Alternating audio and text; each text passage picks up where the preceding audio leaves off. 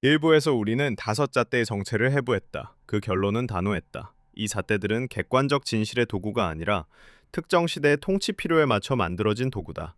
그 잣대 위에 50년 동안 무엇이 일어났는가? 새로운 문제가 생긴 것이 아니다. 처음부터 있던 문제가 같은 종류의 결정으로 4번 더 누적되었고 그 누적이 한 번 위기로 가시화되었다. 2부 50년 측정 능력의 점진적 붕괴. 일부의 진단에서 한 가지를 다시 짚자. 1934년에 GDP는 처음부터 객관 도구가 아니었다. 시장 거래만 잡고 어머니의 자녀 양육은 빠지고 환경도 빠진 객관성이 결여된 임시 산출물이었다. 1948년의 실업률, 1944년의 환율 시스템 모두 마찬가지였다. 그렇다면 50년 동안 무엇이 일어났는가? 흔한 진단은 원래는 작동하던 도구가 점점 망가졌다는 식이다. 그러나 정직하게 보면 그것은 사실이 아니다. 50년 동안 새로운 문제가 생긴 것이 아니다. 1934년부터 있던 문제가 같은 종류의 결정으로 4번 더 누적되었고 그 사이 한 번 위기로 가시화되었을 뿐이다. 1971년에 외부 검증 장치가 제거되었다. 1996년에 측정 방식이 재조정되었다. 2006년에 측정 영역이 축소되었다. 그 누적의 결과가 2008년에 위기로 가시화되었다. 그리고 2024년에 마지막 결정이 내려졌다. 4번의 결정은 모두 외부 검증 없이, 객관 근거 없이 시대의 정치적, 재정적 필요에 따라 내려졌다. 1934년의 결정과 같은 종류다. 그런데 더 무거운 사실은 이 객관성이 결여된 시스템이 50년 내내 객관의 상징으로 작동해 왔다는 것이다. 단순히 사용된 것이 아니라 통계청과 중앙은행과 국제기구의 발표라는 권위로 시민의 자산 결정, 정부의 재정 정책, 시장의 가격 책정에 영향력을 행사해 왔다. 이 편은 그 작동의 경로를 추적한다.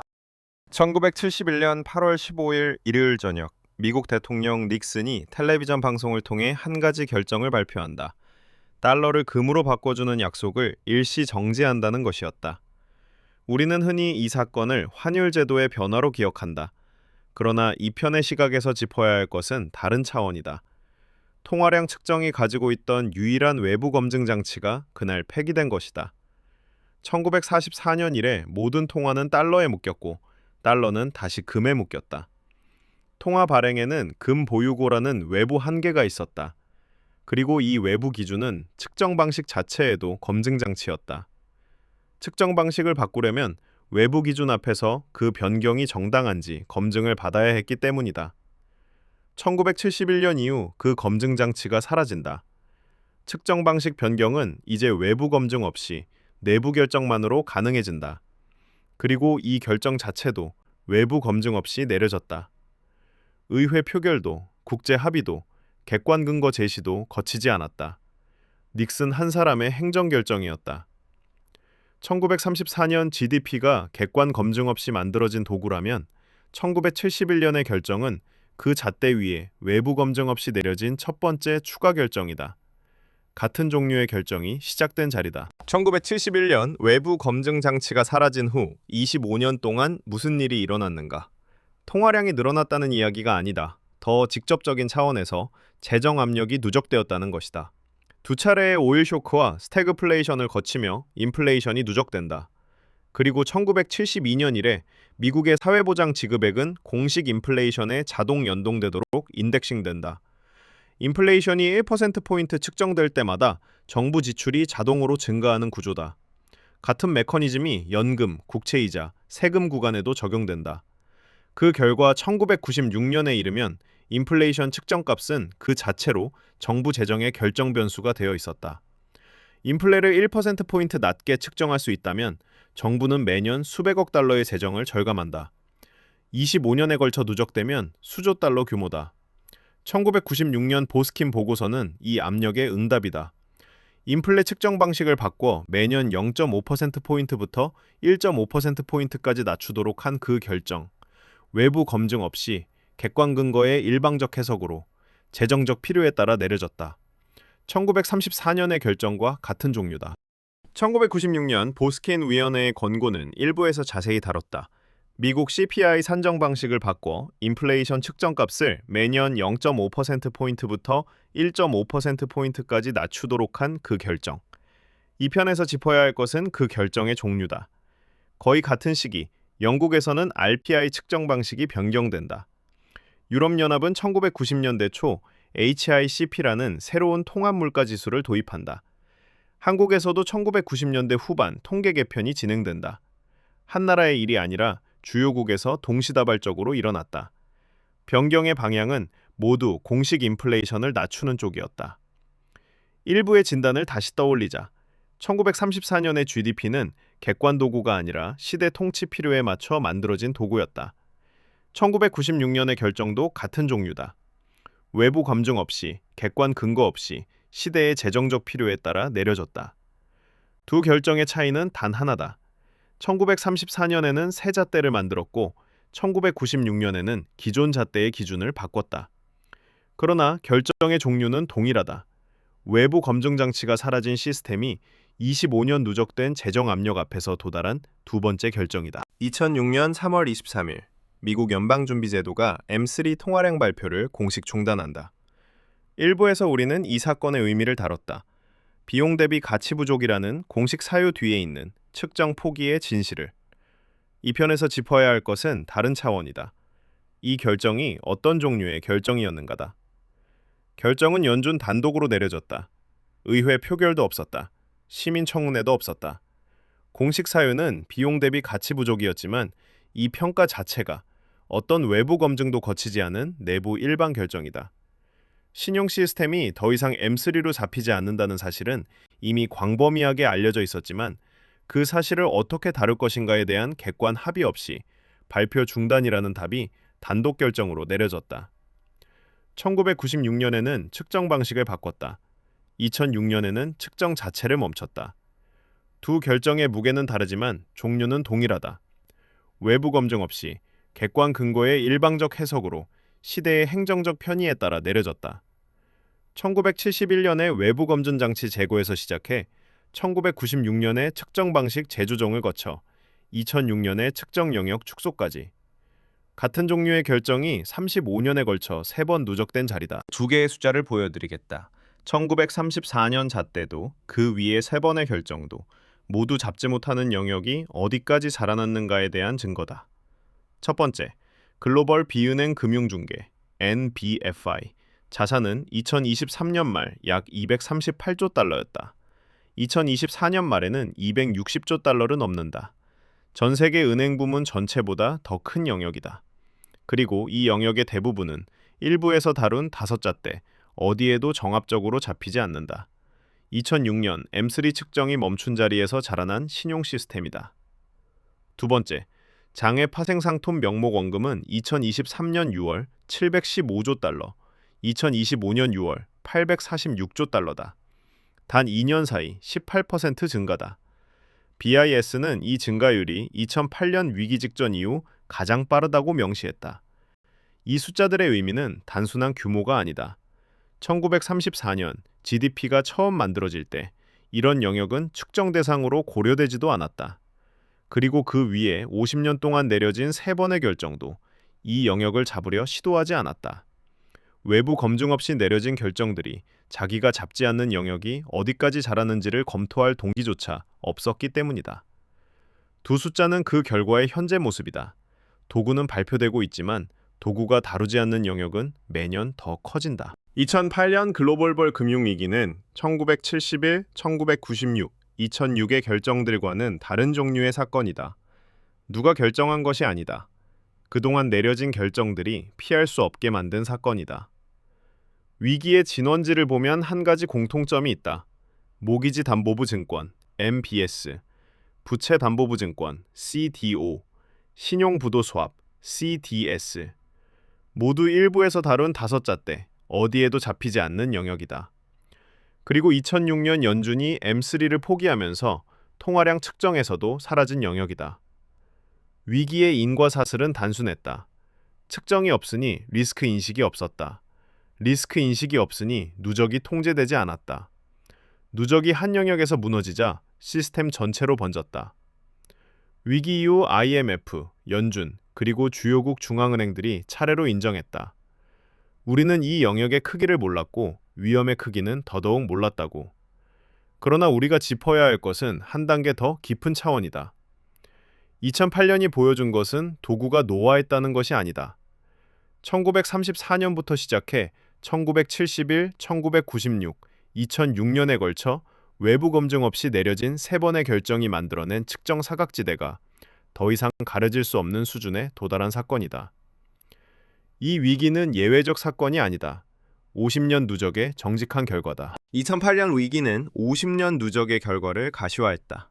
그렇다면 위기 이후 결정의 종류는 바뀌었는가? 13년의 시간을 보자.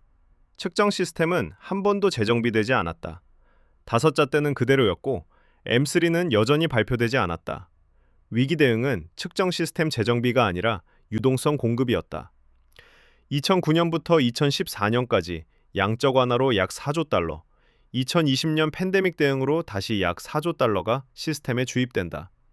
이 결정 자체도 의회 표결 없이, 외부 검증 없이 연준 단독으로 내려진 것이다.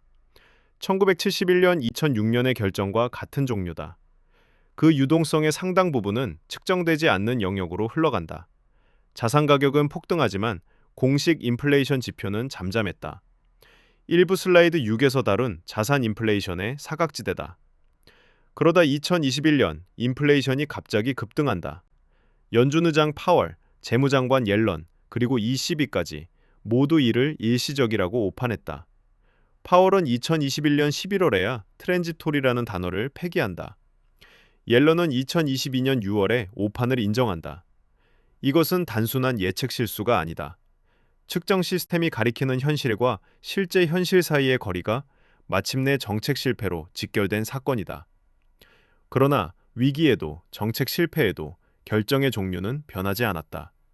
객관성이 결여된 시스템은 흔들리지 않고 객관의 권위를 유지했다. 디지털 자산의 등장을 우리는 흔히 새로운 현상으로 본다.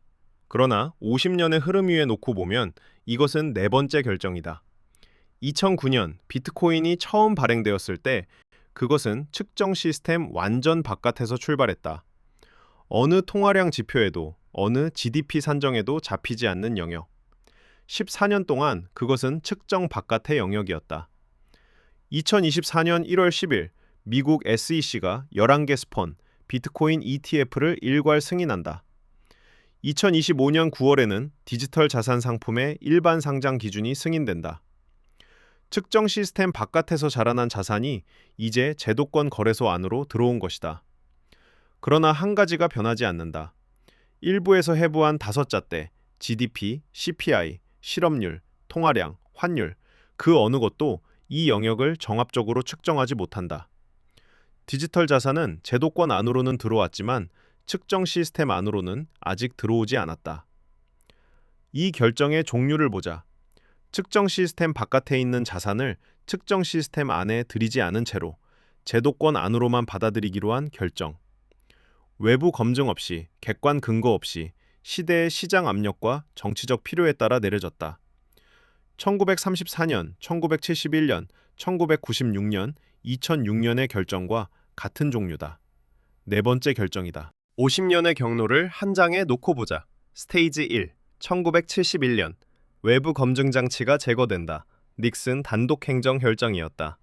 스테이지 2, 1980년대부터 90년대. 측정 방식이 재조정된다. 보스킨 위원회 결정이었고 객관 근거의 일방적 해석이었다. 스테이지 3, 2006년. 측정 영역이 축소된다. 연준 단독 결정이었고 비용 대비 가치라는 일방적 평가였다. 그리고 그 사이에 한 번, 2008년. 위 세 번의 결정이 만든 측정 사각지대가 시스템을 흔드는 위기로 가시화된다. 이것은 결정이 아니다. 결정들의 결과다. 위기 이후에도 결정의 종류는 변하지 않았다. 그리고 스테이지 4, 2024년. 디지털 자산의 제도권 편입은 측정 시스템 안에 들이지 않은 채로 외부 검증 없이 객관 근거 없이 내려진 네 번째 결정이다. 네 번의 결정은 모두 같은 종류다. 객관성이 결여된 결정이다. 외부 검증 장치 없이 객관 근거의 일방적 해석으로 시대의 정치적, 재정적 필요에 따라 내려졌다. 그리고 1934년의 결정도 같은 종류였다. 그러나 더 무거운 사실은 이 결정들로 만들어진 시스템이 50년 내내 객관의 권위로 작동해왔다는 것이다. 시대를 이어서 객관성이 결여된 시스템이 객관의 상징으로 작동했다. 다음에 와야 할 것은 무엇인가? 도구를 보수하는 것이 아니다. 측정 시스템 자체를 재설계하는 일이다. 측정 영역의 확장, 외부 검증 가능성의 회복, 측정의 정치적 독립성 보장, 이 세 방향으로의 재설계다. 이것이 가능한가? 누가 할 수 있는가? 어떤 형태여야 하는가? 3부, 4부, 5부의 질문이다. 2부의 결론을 정리하자. 우리가 1부에서 진단한 작동불능의 정체는 도구가 노화했다는 것이 아니다. 1934년의 GDP는 처음부터 객관 도구가 아니었다. 외부 검증 없이 시대의 정치적 필요에 따라 만들어진 산출이었다. 1948년의 실업률, 1944년의 환율 시스템 모두 마찬가지였다. 50년에 걸쳐 그 잣대 위에 같은 종류의 결정이 4번 더 내려졌다. 1971년의 외부 검증 장치 제거, 1996년의 측정 방식 재조정, 2006년의 측정 영역 축소, 그리고 2024년에 측정 바깥자산의 제도권 편입. 그 사이 한 번, 2008년에 누적의 결과가 위기로 가시화되었다. 4번의 결정은 모두 외부 검증 없이 내려졌고 객관 근거의 일방적 해석에 기댔으며 시대의 필요에 따라 결정되었다. 1934년의 결정과 정확히 같은 종류다. 그러나 우리가 작동불능이라 부른 것의 정체는 결정 그 자체가 아니다. 그 결정들로 만들어진 시스템이 50년 내내 객관의 권위로 작동해왔다는 것이다. 시대를 이어서 객관성이 결여된 시스템이 객관의 상징으로 작동했다. 그런데 한 가지 질문이 남는다. 객관성이 결여된 잣대로 측정한 자료로 우리는 50년 동안 경제를 설명해왔다고 믿었다. 그렇다면 우리가 해온 것은 측정이었는가? 아니면 다른 종류의 행위였는가? 2부에서 우리는 50년 동안 같은 종류의 결정이 4번 더 내려지고 한 번 위기로 가시화된 경로를 추적했다. 그런데 한 가지 의문이 남는다. 학계는 그동안 무엇을 했는가? 노벨상을 받은 경제학자들도 이 문제를 인지했다. 일부는 명시적으로 경고했다. 그럼에도 학계 주류는 같은 잣대로 같은 측정을 계속했다. 3부에서는 학문의 내적 구조가 어떻게 본질적 질문을 회피하게 만드는가를 추적한다. 다음 편, 학계는 왜 본질을 묻지 못하는가?